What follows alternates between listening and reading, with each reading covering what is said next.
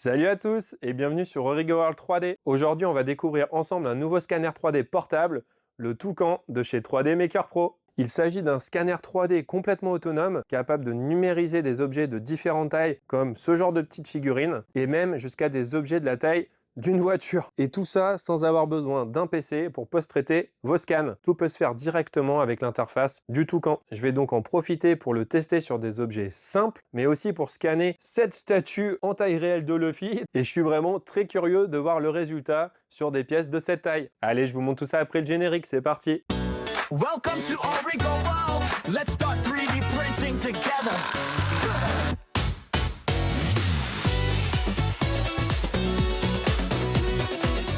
Avant de passer à la démonstration du Toucan, on va commencer par une présentation rapide de ce scanner. Ici, je vous présente la version premium du Toucan qui est affichée à 1649 € au moment où je tourne cette vidéo, contre 1499 € pour la version standard. Donc vous retrouverez des lanières à venir fixer sur les deux côtés du Toucan pour éviter de le faire tomber lors de l'utilisation. On a la carte de calibration, les marqueurs, le Toucan lui-même. Franchement, vous voyez, il est très beau avec ce côté quand même tout métallique. Vraiment, c'est une belle bête, hein. Ça c'est clair, il y a pas photo. Là, je vous le montre un petit peu en tournant. Bon, tout de suite, vous voyez que le plateau tournant, il est pas automatique. En tout cas, il est pas électrique. Donc franchement, ça aurait pu être amélioré quand même. C'est pas le prix que ça coûte. On a un trépied avec deux parties pour régler la hauteur. La coque en silicone que moi personnellement j'ai utilisé et vous allez le voir pour grosso modo tous les tests. Concernant les caractéristiques techniques principales, on va pouvoir travailler à une distance allant de 20 cm à 1 m selon les modes. On pourra scanner des objets d'une taille qui est affichée entre 1,5 cm et grosso modo 4 à 5 mètres. Donc c'est vraiment énorme. Vous allez pouvoir faire de la miniature jusqu'à des objets de grande taille comme une voiture par exemple. Le Toucan intègre un processeur, de la RAM interne de 32 Go en DDR4 et surtout un stockage conséquent de 256 Go. Franchement, c'est énorme parce qu'avec les 20-25 scans que j'ai encore sur le Toucan que j'ai pas exporté sur le PC, finalement, j'ai peut-être que 40% environ de la mémoire interne qui est prise. Et bien évidemment, avec tous ces composants intégrés, vous allez pouvoir scanner, mais aussi post-traiter et faire toutes les étapes possibles directement avec l'écran tactile de 2K qui est sur le Toucan. On peut noter aussi la présence d'une molette en haut à droite du scanner pour adapter facilement le contraste et la luminosité pendant les scans. Ça, c'est vraiment pratique d'avoir cette molette de raccourci. On a une batterie avec une autonomie affichée de 2 heures. En réalité, j'en reparlerai pas après, donc je vous le dis tout de suite, moi j'étais aux alentours des 3 heures sur une utilisation vraiment complète, c'est-à-dire à la fois le scan, le post-traitement et la partie export sur le PC, donc c'était pas 3 heures en scan directement. On pourra avec le Wi-Fi intégré exporter directement les fichiers et les nuages de points sur le PC. Et enfin, le poids de l'appareil est vraiment très correct puisqu'on est exactement à 735 grammes. Et au niveau des utilisations, franchement, c'est vraiment pas trop. Moi, j'ai pas été embêté à ce niveau-là, au niveau du poids. Même quand je post-traitais mes scans dans le canapé, etc. Enfin, franchement, c'était assez agréable. Ça fait une grosse Game Boy, mais vraiment, c'était pas dérangeant à ce niveau-là. En tout cas, vous l'aurez compris, la promesse du Toucan, c'est d'être complètement intégré et autonome sur l'ensemble du workflow, du scan en nuage de points, puis en passant par le post-traitement pour générer le mesh, et enfin l'export au format souhaité. Et bien évidemment, c'est ce qu'on va vérifier ensemble à travers les prochains tests. Allez, je vais maintenant vous montrer ce qu'on peut faire avec ce scanner. Vous allez pouvoir l'allumer tout simplement avec le petit bouton Start que vous avez ici sur la tranche, et vous devriez arriver ensuite à cette interface-là. Donc si c'est pas le cas, il faudra faire basculer en haut votre doigt. Alors je vais pas y arriver. Voilà. Allez chercher le Wi-Fi et faire la mise à jour. Ici, vous pouvez retrouver tous les paramètres que vous avez, donc les mises à jour forcément, le Wi-Fi, la langue qui est disponible qu'en anglais et en chinois, la luminosité de l'écran, etc. La vitesse du ventilateur. Voilà, il y a tout un tas d'options que vous pouvez retrouver ici. Donc je m'attarde pas trop, ce qui nous intéresse, c'est vraiment de faire des scans. Donc vous voyez, déjà j'en ai fait quelques-uns, je me suis pas mal amusé. Je vais vous montrer maintenant comment on va faire concrètement. Allez, on va commencer par scanner ce genre de petits objets. Au niveau des paramètres, je vais rester en texture, peu importe, là on s'en fiche un petit peu, c'est juste pour tester, on va pas mettre de color scanning. On va rester sur un petit objet normal puisqu'on a quand même pas mal de lumière et sur un laser de classe 1. Vous voyez là, on commence à le détecter, donc je pense qu'on est sur une distance qui est ok. Sinon vous voyez, si je me rapproche, en fait on est trop près, trop loin. Donc on va rester très probablement comme ça. Bon, voilà, c'est ce que je craignais, on perd déjà le tracking ici, donc ça va être difficile à scanner. En fait, il a du mal, je pense, à récupérer l'objet. Donc ce qu'on va faire ici pour le dragon, c'est qu'on perd quand même beaucoup le signal. Si on bouge le scanner de droite à gauche, etc., c'est assez difficile. Ce qu'on va faire, c'est qu'on va le prendre avec le mode photo. juste en prenant des clics à ce niveau-là. Donc vous avez l'option qui va être single shoot ici. Ok, là on va se positionner à un endroit du modèle. Donc voilà, là on a l'air pas mal. On va se prendre une petite photo. On va essayer de ne pas perdre le tracking. Voilà. Donc là c'est vraiment pas facile de faire tourner en même temps et de prendre les photos. Là j'appuie avec mon index en haut à chaque fois qu'on fait des petites rotations. Donc je clique sur quand même beaucoup d'images en particulier. Là on a l'air de pas trop perdre le tracking en réalité. Donc ça a l'air quand même beaucoup plus simple. Voilà, donc là j'ai essayé juste en scannant l'avant du modèle hein, pour vous montrer au niveau du shoot. Donc vous voyez déjà j'ai des points, ce qui était pas du tout le cas tout à l'heure. On va laisser l'arrière-plan, hein, je vais juste pas post-traiter. On va juste faire le maillage. Donc voilà ce qu'on obtient au niveau du mesh. Alors c'est pas extraordinaire, hein. Vous voyez, voilà, on n'a pas tous les détails, c'est assez grossier de ce qu'on avait sur le Dragon, mais on parle là d'un objet qui est extrêmement petit. Mais en tout cas, vous voyez bien qu'en 30 secondes où j'ai fait l'image, déjà on arrive à avoir un résultat qui n'était pas du tout le cas tout à l'heure quand j'ai essayé de me déplacer autour du modèle manuellement. Je perdais vraiment tout le temps le tracking, donc c'était vraiment pas du tout adapté. Là, je vous montre que certains exemples, mais j'ai eu beaucoup de mal sur les petits objets avec cet appareil-là. Il y a de grandes chances que les marqueurs soient quand même indispensables pour scanner ces objets. Allez, je vais vous montrer maintenant un exemple avec ce genre de buste. Donc vous voyez, on est déjà beaucoup plus gros, on a à peu près la taille de ma main. Je le prends ici, ce modèle-là, parce qu'on a quand même beaucoup de détails pour de l'impression finalement. Moi, j'aime beaucoup ce buste ici. J'ai surtout des défauts aussi, vous voyez, hein. J'ai une ligne d'impression qui est apparue, parce que j'ai une coupure d'électricité, et quand j'ai repris, bah, pour le coup, ça m'a fait un décalage. Et j'ai surtout des petits points, parce que il fait super froid dans le garage, là, au moment où je tourne. Et finalement, en fait, bah, il y a des morceaux en fait, de filaments qui sont pas bien imprimés. Donc je voulais vous le montrer pour voir aussi si avec le scanner on arrive à voir aussi ces défauts qui apparaissent sur la géométrie, et je veux voir aussi si on arrive à récupérer tous les détails. On va passer à un mode à la main, donc hop, j'applique les paramètres comme d'habitude, on va le faire de près. Là on est trop près, vous voyez, tout close, donc on a l'indication. Si c'est comme ça, il faut juste reculer un petit peu le modèle. Là j'ai l'impression qu'on a une distance qui est plutôt ok. On va commencer. Ouais, on va faire tourner l'objet avec le plateau, avec l'autre main.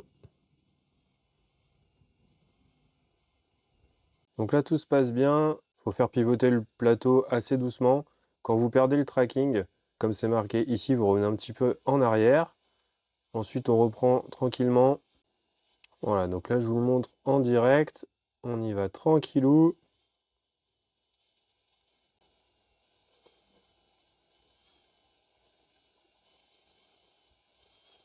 On va essayer de récupérer aussi le chapeau. On remonte un petit peu le scanner. Voilà. Là, je le récupère. Super. Donc pour l'instant, je ne perds pas le tracking. Donc ça, c'est plutôt cool. Ça veut dire que je suis à la bonne distance et que je prends bien mon temps.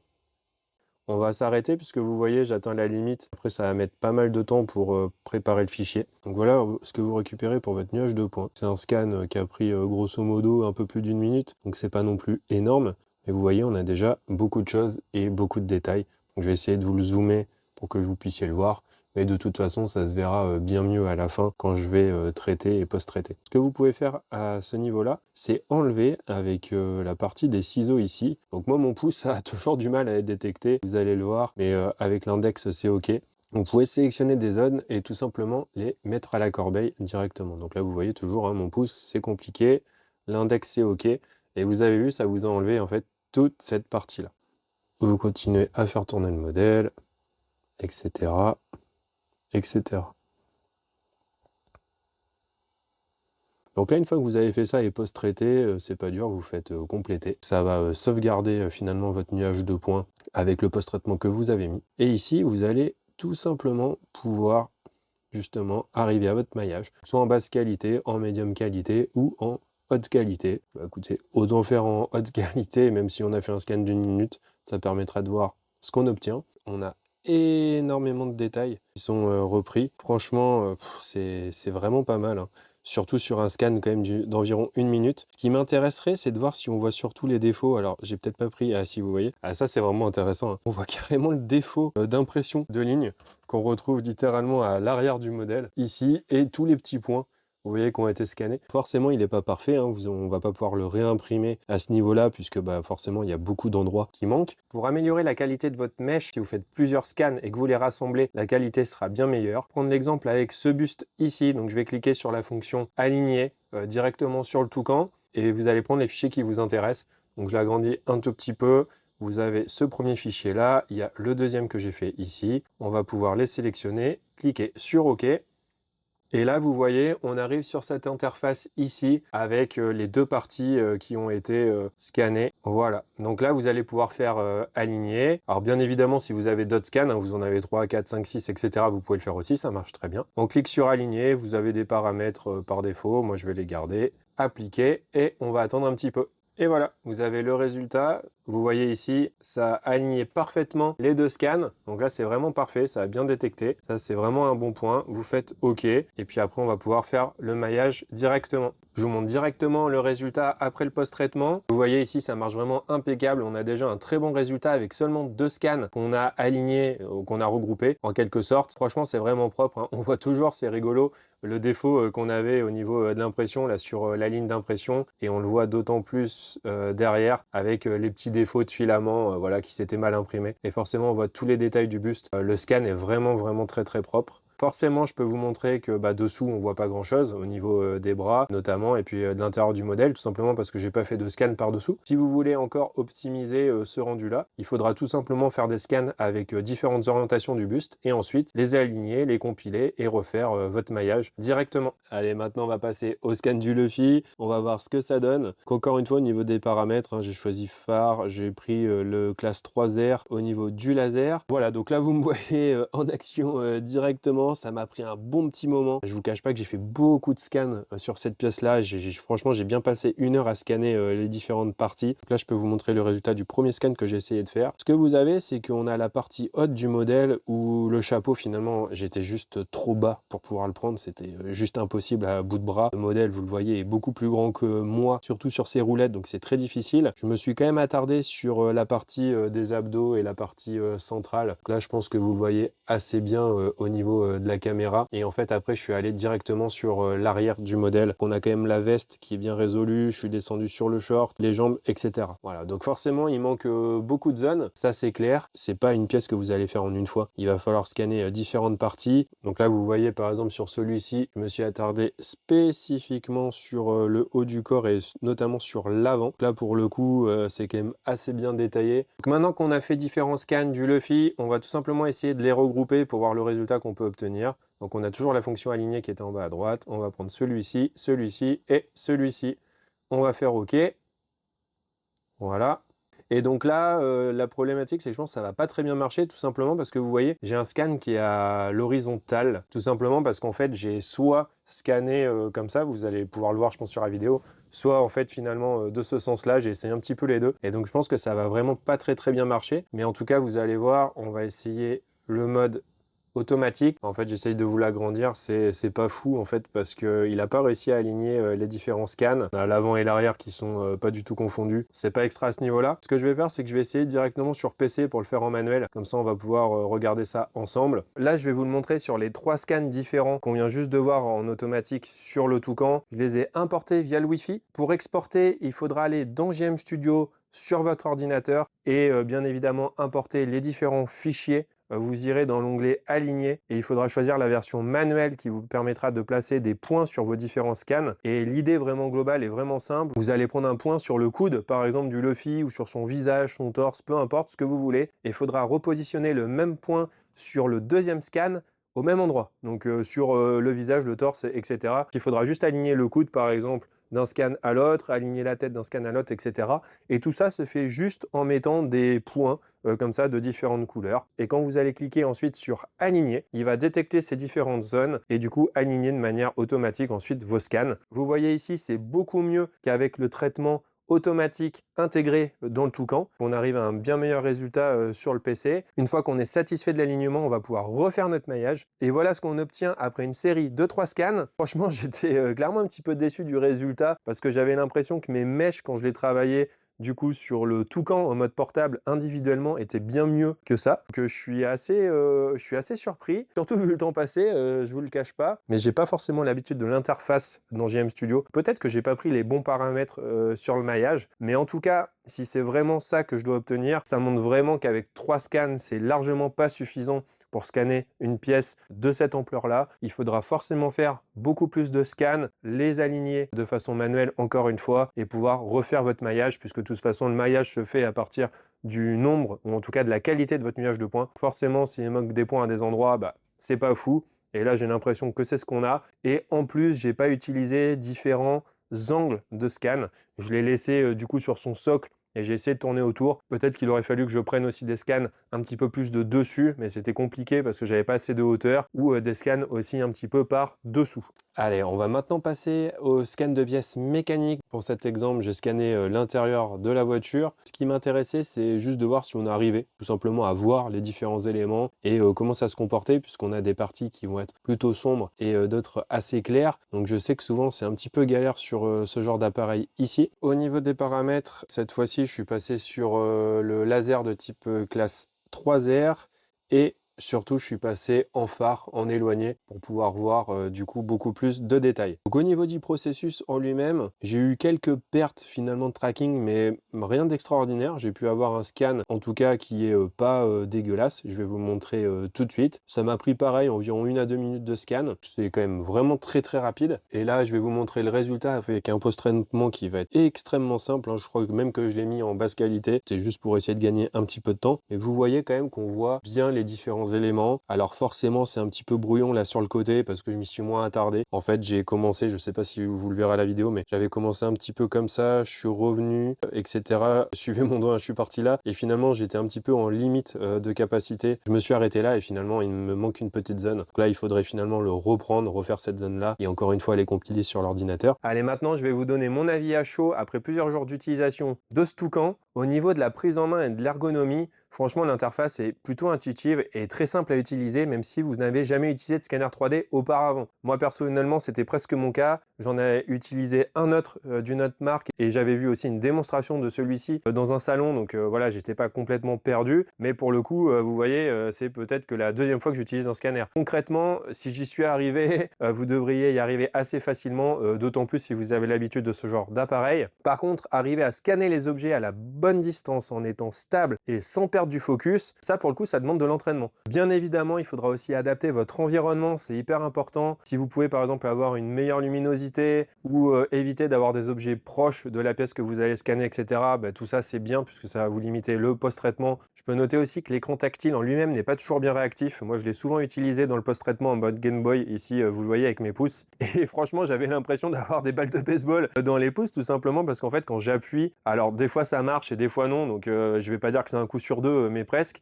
Et en fait, la plupart du temps, j'étais obligé de le prendre en fait comme ça dans mes mains et d'utiliser l'index. Et là, c'était précis et c'est OK. Au niveau du workflow, l'expérience de scan est vraiment agréable et c'est très sympa de tester les différents modes pour essayer d'obtenir la meilleure qualité de scan possible. Moi, personnellement, je me suis vachement amusé à essayer de scanner différents objets. Et voilà, c'est des choses que j'avais pas l'habitude de tester sur la chaîne. Et franchement, c'est cool. Ça fait voir aussi d'autres choses et les possibilités qu'on peut avoir. Donc, le post-traitement est réalisable directement sur le Toucan, comme on l'a vu, et c'est aussi simple à faire. Pas de souci à ce niveau-là. Pour faciliter le processus de transfert des datas, je regrette que l'on soit obligé de passer par le Wi-Fi pour transférer tous les nuages de points, les mèches, etc. sur le PC. Ça aurait été vraiment pas mal de pouvoir le faire directement en USB, sachant qu'en plus, on a un port. Donc ça, c'est dommage. Donc, pour conclure, je me suis vachement amusé en fait à l'utilisation de scanners. Mais pour le coup, comme c'est des choses nouvelles pour moi, forcément, je suis hyper curieux de découvrir et en plus, j'apprends plein de choses, donc c'est vraiment cool. En tout cas, si vous cherchez un scanner 3D simple à utiliser, portable forcément et tout intégré puisque vous pouvez littéralement grosso modo faire 95% on va dire des étapes dessus, vous devriez l'apprécier également et surtout ne pas être déçu. J'ai essayé de vous montrer quelques idées de scan, de vous montrer l'interface surtout de l'appareil et son workflow. Bien évidemment que les scans auraient pu être optimisés, mais en tout cas je vous ai montré vraiment le principe et en tout cas j'espère que ça pourra répondre à un maximum de vos questions. Voilà, donc si après cette découverte, ce scanner 3D vous plaît, je vous mettrai en description le lien lien directement vers le site de 3D Maker Pro avec un code de réduction de 50 €. Donc c'est toujours ça à prendre. Je précise quand même que le lien est affilié à la chaîne YouTube. Donc pour vous, ça change pas grand chose. Vous avez en plus mon lien, donc ça vous fait gagner 50 €. Et pour moi, ça aide financièrement la chaîne à développer des nouveaux projets. Je vous affiche aussi le QR code juste ici. En tout cas, j'espère que vous avez passé un bon moment, que cette vidéo vous aura été utile dans votre choix ou pas pour ce scanner. Donc c'est important aussi d'aller voir d'autres vidéos pour que vous puissiez avoir différents avis, plein de tests différents, etc. Je vous remercie en tout cas d'avoir suivi la vidéo jusqu'au bout. Je vous laisse comme d'habitude avec quelques petites idées de vidéos sur la chaîne. Et moi, je vous dis à la prochaine. Allez, salut!